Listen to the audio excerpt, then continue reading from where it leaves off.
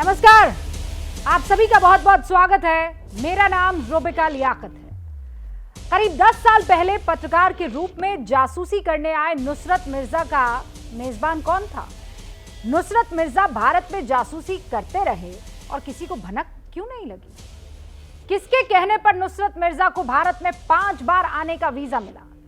किसकी मंजूरी से मिर्जा ने भारत में 3 शहरों की जगह 7 शहरों का दौरा किया? ये सवाल आज एक बार फिर से गर्म हो गए हैं।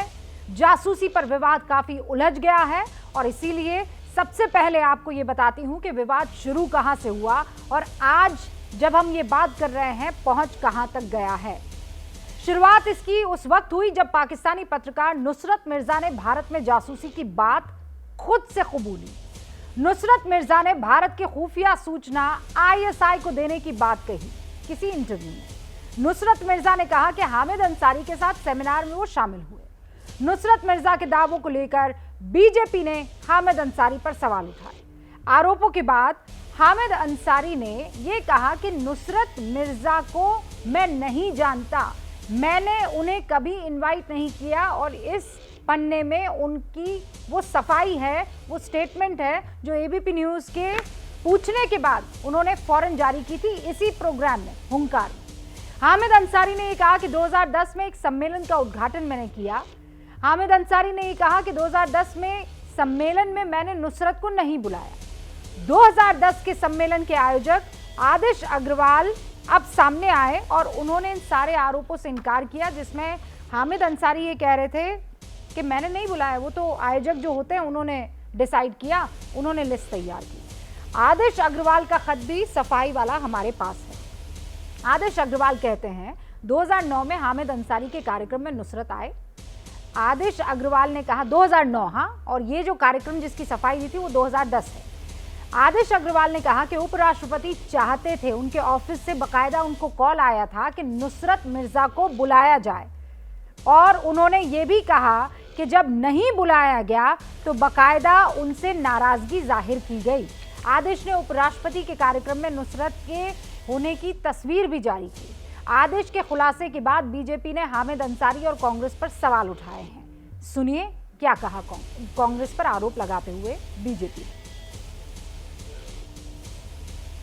नेशनल कॉन्फ्रेंस, उसके नीचे शीर्षक है टेररिज्म, नेशनल एंड इंटरनेशनल, और बीच में बैठे हैं तत्कालीन उपराष्ट्रपति हामिद अंसारी जी। और ये देखिए मंच पे बैठे हैं ये बहरूपीय पत्रकार, पाकिस्तान के agent Nusrat Mirza.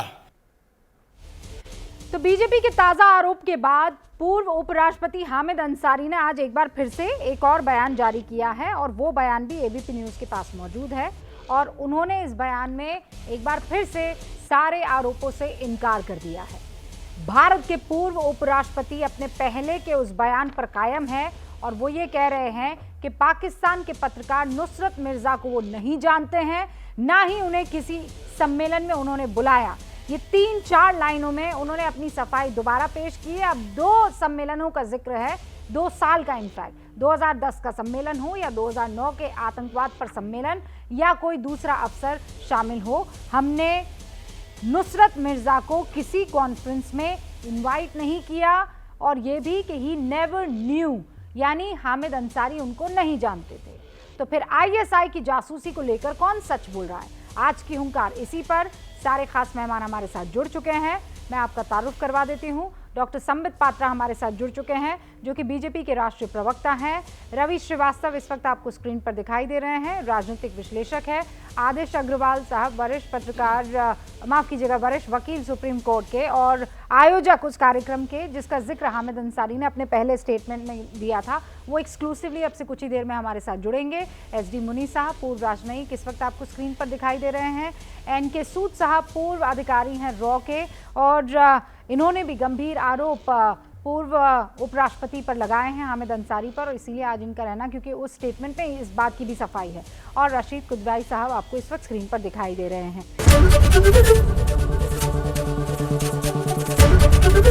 ABP news आपको रखे आगे।